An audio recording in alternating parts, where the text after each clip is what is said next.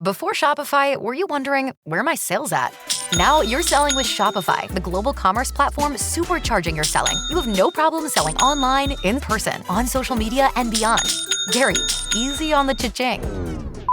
Oh, sorry, but my Shopify sales are through the roof. Start selling with Shopify today and discover how millions of businesses around the world use Shopify to ignite their selling. Sign up for a $1 per month trial period at shopify.com/listen. Shopify.com/listen. Welcome to Tech Refresh with Kim Komando and friends from Komando.com with a K. That's Komando. The gang is all here. Kim, Allie, Ben, I'm Mike. And on today's show, we've got a deep dive topic for you where we're going to talk about Mac versus PC because it's always a heated debate. And we've got a new scam to tell you about on Instagram. So what you need to watch out for coming up. We'll start the news. Here's Kim. Well, I ran across this story at the Washington Post. It was this little tiny story that didn't get a lot of traction. And it was about all these documents that researchers found from the Georgetown School of Law. I know, it sounds kind of boring, but just listen to this. What they found is that the U.S. government, yes, our government is buying, in their words, hundreds of millions of phone, water, electricity, and other utility records while pursuing immigration violations. So that smart device that you have, that smart speaker, that smart television, whatever it may have, is that it's putting out a whole bunch of data. So now U.S. Immigration and Customs Enforcement, they're actually getting that data. But it brings up a really big point, is that big tech makes its money by what? Collecting and selling data, right? Well, now, did you ever think that the U.S. government and police departments would be actually buying that data? Now, you may say, is this legal? Well, the courts are really slow to update any legal categories that comes with any type of smart devices. And you all know that this Internet of Things really should be the Internet of insecure things because you can just kind of break into anything. And then it brings up the other big question. What kind of smart devices are out there? What are some strange smart devices? So, like, for example, did you know that there's a smart diaper monitor? Did you know that? Yes, I've seen it. I actually did. Brand new or not true research. Oh, my gosh. Well, they have one that works for adults, too. And you might be saying, like, why do we really need this? Think about it. 2 reasons. Number 1 and number 2. Now, there's also the smart alarm clock rug. Okay, so if you hit the snooze button too many times, it says that the alarm will go off, but you have to, get out of bed and actually stand on this rug in order for the alarm to go off. And I actually bought this for my mother because every Saturday I would have to go in and wash her floors. And you can't be like the bad daughter and not do that because, I'm a caregiver. So I bought her this Roomba, and it's a robotic mop that goes all throughout her house. It does the whole job. It's a little slow. It's like 45 minutes. She named it Rosie. So it's Rosie instead of me actually cleaning her floors. But it does collect a lot of data. So these are smart devices that do collect a lot of data. Of course, because it's a smart mop, it has a lot of dirt on you. I was waiting for that. So seriously, if you have smart devices, make sure that you lock them down. Make sure you do 2-factor authentication. And this Washington Post story actually just brings up a really interesting point that it's not just marketing companies and advertising companies that are selling our data and buying our data. The government is doing it too. All right. And of course we call him the great one, Obi-Wan, Ben Bradley. What do you got? Facebook. Once again, your data. 533 million records dumped online. I'm talking about full names. I'm talking about birthdays, locations, phone numbers. Now that's the funny part because one of them started with an area code 650. That's a San Francisco Bay Area number, belonging to none other than Mark Zuckerberg. Now, you might be thinking, okay, so Mark Zuckerberg's number turned up in this breach. Now, according to Facebook, this all happened back in 2019, so you know that he's changed it by now. But how often do you guys change your phone number? Never. Right. Okay, I did once in the past 3 years but because I moved. I know most people don't. And so it doesn't matter if it's this year or 2019, 2015, chances are you probably have the same phone number. And the phone number is so important because a lot of times you use that for the 2-factor authentication for that and just about any other online account that you use it. So 2019, here we are, 2021. there are ways to check to see if your data was involved. It's actually pretty easy. If you go to Komando.com, we've posted information about this, including 2 links where you can check to see if 1, your email address, or 2, your phone number was involved. And it's really easy. Just click on these links. Sticking with Facebook, a few days before all this went down, they announced some changes that you can make to your news feed. Now, right now, Facebook pretty much chooses what they think you want to see on your news feed. I don't know if you've seen the documentary A Social Dilemma, which is pretty scary about the algorithms. You know what, Ben? Everybody should watch The Social Dilemma. It's pretty scary. Okay. I mean, it's so important that you really understand what's going on and with big tech. Mike, have you seen that? I haven't. I don't have Netflix. I'm the only person in America that doesn't. You know what? I'll even share my password. Okay. Yeah, right. They'll bust us. Well, I say these are new features, but let's just say they're easier to find features because you can already sort your news feed by most recent posts, which is one way to customize it. And then you already have this way to customize it based on your favorites. So you can pick like 30 people or brands, and they're the ones who show up at the top of your feed. Well, now Facebook is just rolling out this tool that's going to show up at the top of your feed that makes it easier. You don't have to dig around the settings. So you can basically click one of these tabs to open up this favorite feed or the other one for the most recent. Anyway, but it's only on Android at the moment.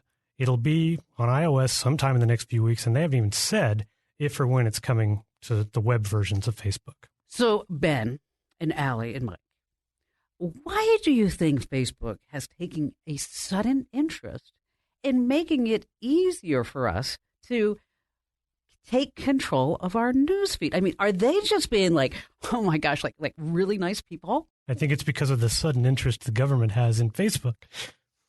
Oh, couldn't be that. Couldn't be that. I think they're kind of saying, well, we are being a little bit proactive. What do you think, Al? Well, and hey, if they don't control what you see, then not their fault, right? If you end up seeing all this stuff that you shouldn't. It's not just Facebook either, right? I mean, Google and some of the others, Instagram, they're all taking a few steps back. Well, because a lot of folks are interested now, and it was actually big news, is that a lot of people talk about Section 230. Do you know what Section 230 is? Yep. And basically, it's the 26 words that control the internet. And it does a couple of things, but one thing that it does primarily is that it says that big tech isn't really liable for anything that happens on their service.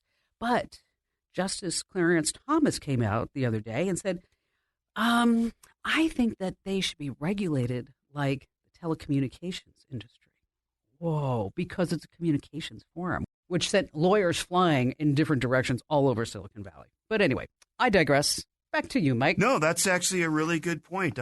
Did you read the Clarence Thomas thing? Yes. It was very interesting on how he kind of brought it back to some things that have happened in the past and the regulations of the past and how they, at least as that body sees, what's happening. And nobody can block a phone call. That was his whole premise. All right, up next, do we have Allie, the Komando content queen? We sure do. I don't know if you saw this headline. A Pokemon card. Remember Pokemon? No, you did not go back in time. This is not 2002.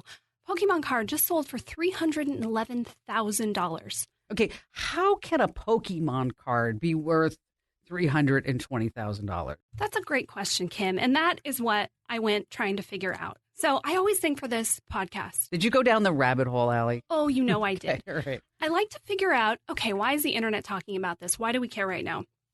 It turns out it all started with a YouTuber. This guy's name is Logan Paul. Maybe you've heard of him. He's like 26. He's got 23 million subscribers. No big deal.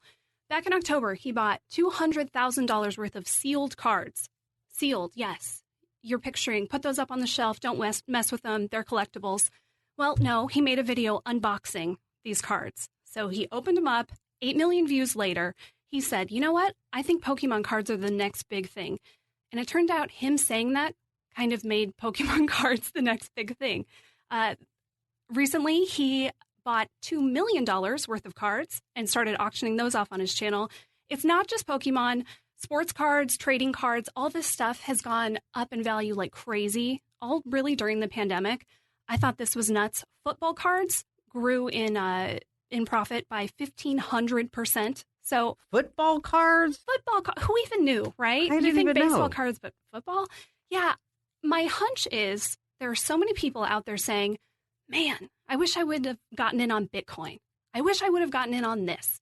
And so now they're saying, well, I've got this little piece of paper. It's the only one. How much can I sell it for? So check your guest rooms, check your garages, talk to your kids, see if you've got any old Pokemon cards laying around because you might be sitting on a bunch of I money. probably threw them away. Well, that's what annoys me about the sports cards because, yeah, you've got them going through the roof. Football, baseball. And I know where in my closet I have this whole collection from like the late 80s and the early 90s when they made so many of them that even now they're not worth anything.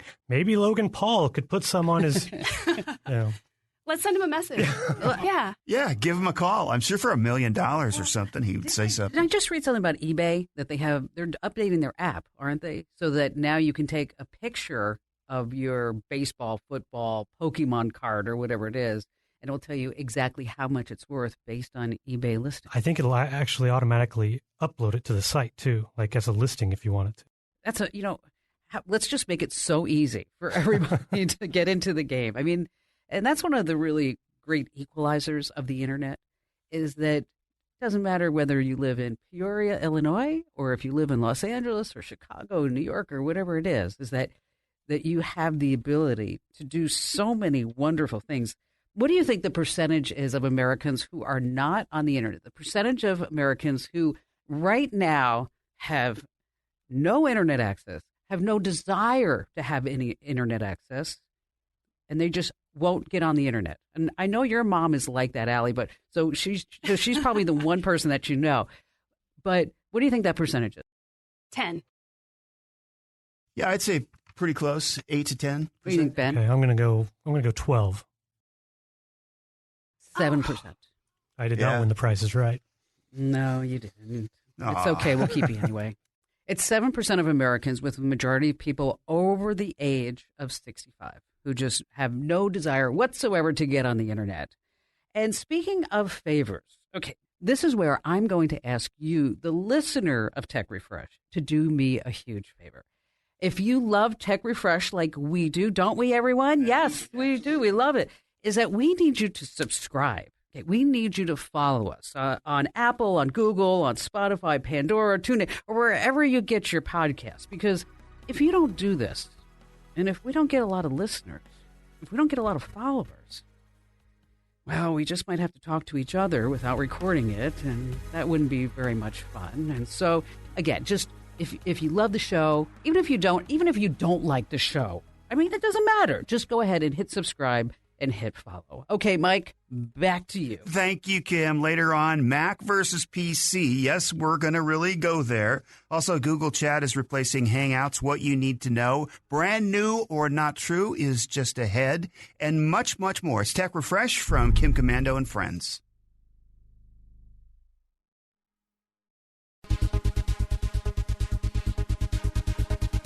We're back on the Tech Refresh podcast with Kim Komando and friends from Komando.com. Later on, we're going to tell you about a guy saying hi to a dog with a computer. And before we get to brand new or not true, we have a quick trip that we want to share with you. Ben. Okay, so even though the capability to put photos on your TV has been around for years, it's still not a very straightforward process because it all depends on where your pictures are stored and the device you're trying to mirror them to. So one of the easiest ways is AirPlay. If you have an iPhone or an iPad along with an Apple TV or a newer smart TV that's compatible, just swipe down on the top of your iPhone to open up the control center, tap AirPlay, and look for the streaming box or TV to show up on a list of available devices, and then tap it to connect. Same goes for a standalone Chromecast or smart TV with that tech built in. On an iPhone or Android, just open the Google Photos app and look for the option at the top right called Cast. Find your Chromecast on that list to get started. And if you're on a computer, you can also cast to your TV using Google's Chrome browser. A bunch of newer Sony TVs run Android TV, which is soon to be Google TV, and that's going to be natively, meaning you won't need additional hardware to cast to those. Other brands like LG and TCL have apps you can download that let you view your photos on TV without needing to connect your phone. And that also includes Roku, which lets you download apps like Google Photos and Shutterfly. We have step-by-step directions at Komando.com for the options I just mentioned and ways to check out the photos on other TV brands like Vizio and Samsung. Thank you, Ben. It's time now for America's national game show sensation, where you can play and guess, is it brand new or not true? Every week, literally thousands of new products, sites, apps, and services are announced in the technology world. Some are destined for greatness, others, well, they go right down the toilet. Oftentimes, the product sounds so crazy, outlandish, and ridiculous, you sit back and think, what were they thinking? And before you know it, tech just created another millionaire. We'll present you with the home listener with 3 products, sites, or ideas, and it's up to you to decide which 2 are fake, and brings us to one real product. Allie has the products. Product number 1. Well, first, I love a theme. This week's theme is, if you have $400 extra to spend, I have some things to sell you. All right, product number 1. 2020 was the year for chess. Did either of you watch the Queen's Gambit? I did. Well, lots of people did, and lots of people started playing chess. And chess is one of those games that you can play your whole life and never be truly great. So what if you want to become a master and you don't really have anybody to show you how to play? Chess Up is a virtual teacher. It is a connected chessboard with a built-in instructor, analysis, built-in opponents, all wrapped into one thing. How does it work? Well, you learn as you play. When you touch a piece on the chessboard, the different moves you can make are highlighted in different colors, each representing how good or bad of a move that is. So with level 1, you get the basics. So you get red and green, red for bad moves, green for good. But level 3, they introduce blue. So that's kind of the in-between, like you could do it, not your best move. As you get better, the coaching gets more specific. By level 5, you're seeing bad moves, good moves, or the very best moves you can make. And yes, because it's connected, that means you can play with other people too. So you can find opponents that have your same kind of skill level. You can even play with friends if they have one. And it's all based on what your level is. And if you want to play ranked games, all the assistance gets turned off.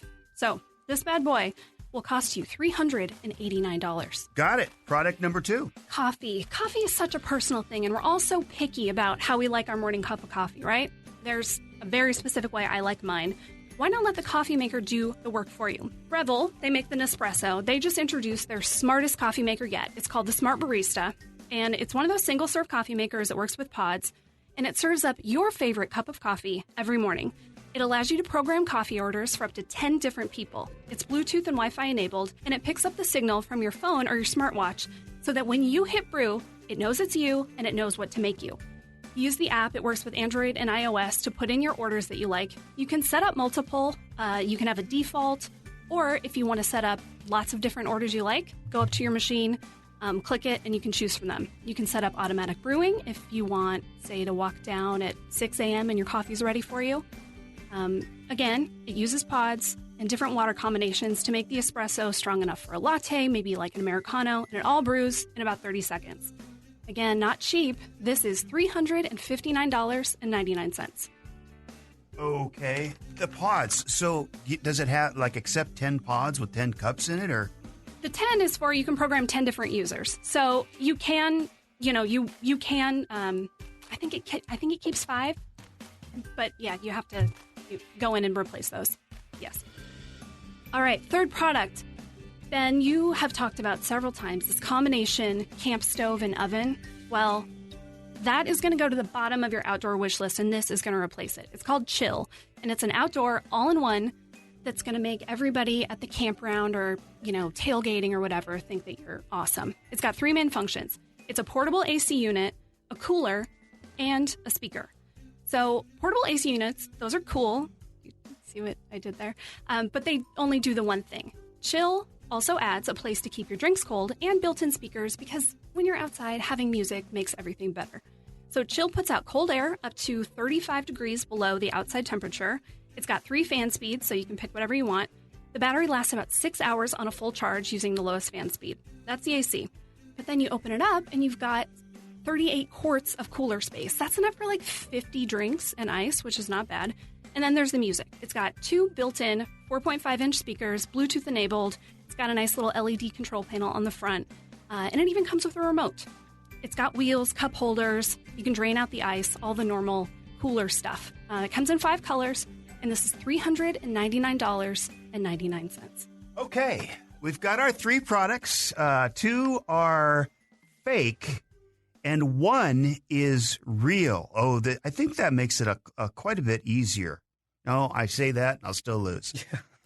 Let's hear what you have to say. Let's start with product number 3, Chill AC. The Chill has a cooler in it. It has speakers in it. It's $399. I'm going to say that is a fake product. Product number 2, the Smart Barista with multiple settings, and you can have like multiple people in your house, but have a cup of coffee made when they come down. I don't know. It's a little bit complicated to me. I'm going to say that's false as well. You're right. The big year for chess was last year, so there's lots of probably tech solutions to teach people how to play and some strategies on how to play. So I'm going to say that Chess Up teaches you to play chess, and that's the real product. Okay. So I have my own thoughts. And I don't know, Mike, if I've ever agreed with you across the board. This might be... He always does. Well, okay, so... I'm familiar with certain coolers with capabilities, speakers and things like that. The air conditioner seems to add an element to it.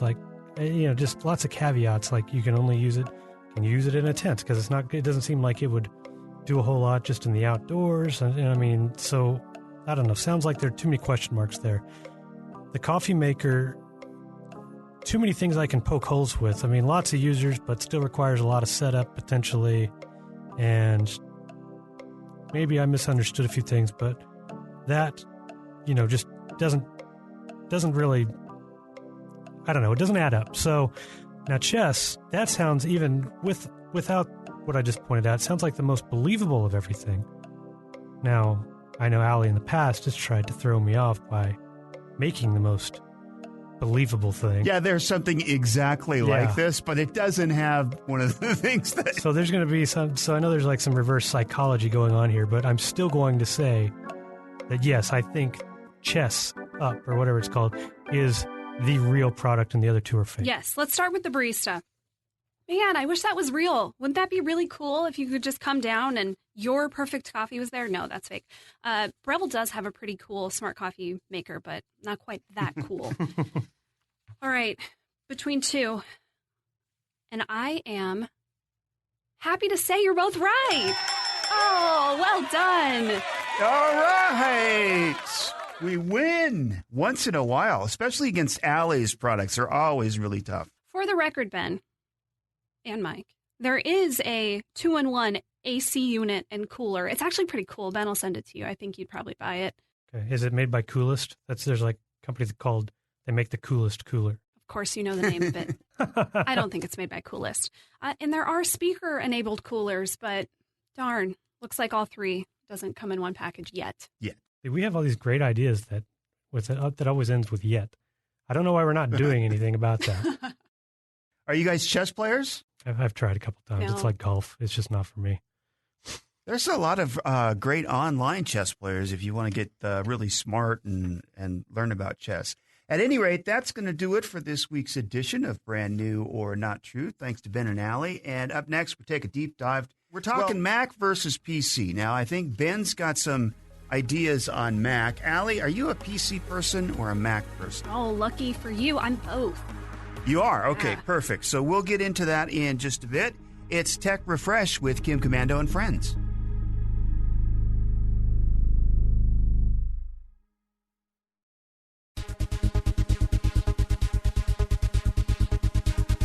Welcome back to Tech Refresh with Kim Komando and friends from Komando.com. Every week, we give you the inside scoop on what's going on in tech so you can be the source of tech information for your friends and family. This week, it's a look at Mac versus PC. All right, go ahead. Okay, I'll start. For years, I've been set in my ways when it comes to computers. I've always been a Windows guy, at least most of the time. Nothing against Macs. I mean, when I was part of the newspaper team in high school and college, all we'd use is Macs. Even here at the office, I use a Mac. But at home, I've always owned a PC, whether a desktop or a laptop, and it's always been pretty easy for me to explain why. For one, I'm not a graphic designer, so that's one reason I didn't need a Mac. And that's always, they'd say that for years, like, well, you need a Mac if you're a graphic designer or whatever. Well, I'm not. So the other is that, when I've shopped around for these things, it's always been you get more computer for the money with a PC, whether it's bigger hard drive, a faster processor, more RAM, bigger screen, whatever, for hundreds of dollars less than a Mac, maybe even more. So these days, though, my argument doesn't really hold as much weight because I've been on an iPhone for more than a decade, and I almost always upgrade those like every year, every other year. So it doesn't really justify why I've never done that with a computer, at least gotten a Mac that's going to last for a few years. And what I hear is you talking yourself into buying more stuff. Yeah, well, I like my HP, I really do. But I'm not so sure that when it goes out that I'm just going to automatically go look for a Dell or an HP or...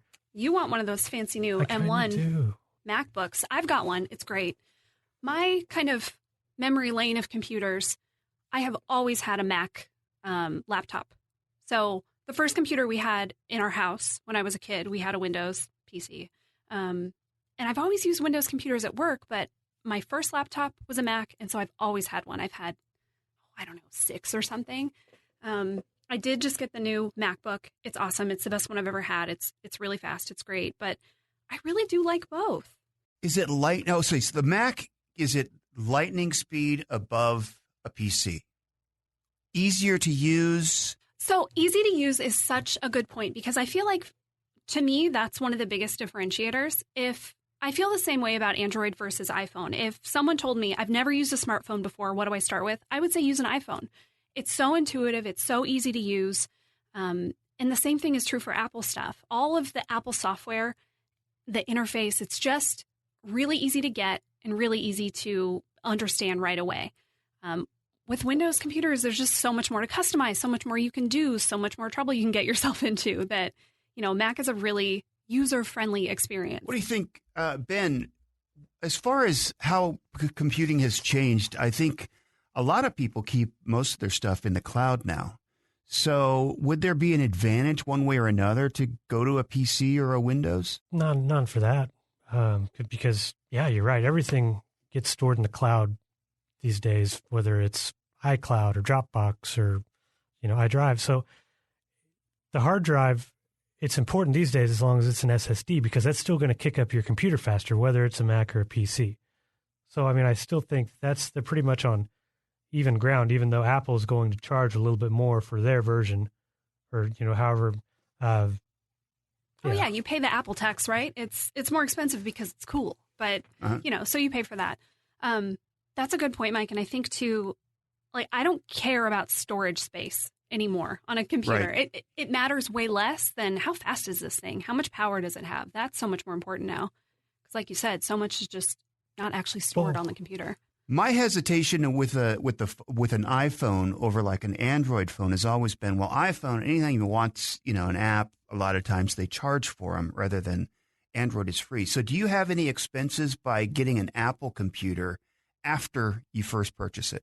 Well, I had to I use an Android phone, so I did have to sign up for iCloud again. It's, $1 a month just so that I can sync my files on my computer. Other than that, no.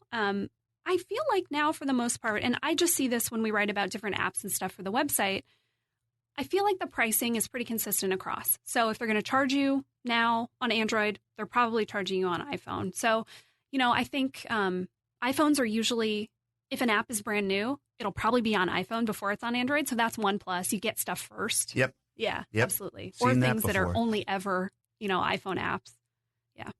Well, if I do end up going for the Mac, the one thing that I really am looking forward to is the handoff between the iPhone and the Mac and the iPad. Maybe I'm working on one, or or I'll get a message that pops up on my Mac that came from my phone. I just, the platforms I use now are just so different. They don't really work together, and I'm looking for that seamless experience. It's Tech Refresh Podcast with Kim Komando and friends. One of the things we promise every week is to keep you from getting scammed. So we take a look at a new scam every week that you need to watch out for. And this week, it's Instagram DMs. Yes, be careful. If you have an Instagram account, check your messages folder and see if you have one from an account called Copyright Help Center. If you do, don't open it because it's a scam. It's a message they're trying to freak you out. This happens on Facebook sometimes. It's basically a message saying that you violated copyright in some way. And so alarm bells go off. Oh no, what did I do? And you click the link and then, it's a phishing scam. So don't click it. Don't interact with it. If you get this, ignore it. Instagram says, we're never going to send you a message like this. If we're not even going to send you an email like this. So, there's no two ways about it. These copyright messages, they're always fake. Things you can do to keep your account safe. One, stay away from these things. Just delete it if you get anything like this. And turn on two-factor authentication on your account if you haven't. It's super easy. Just go into your settings and you'll find it right there. All right, up next on Tech Refresh from Komando.com, we're going to talk about a guy that actually rigged up some tech to say hello to a dog. It's pretty cool. And that's next, again, on Tech Refresh with Kim Komando and friends.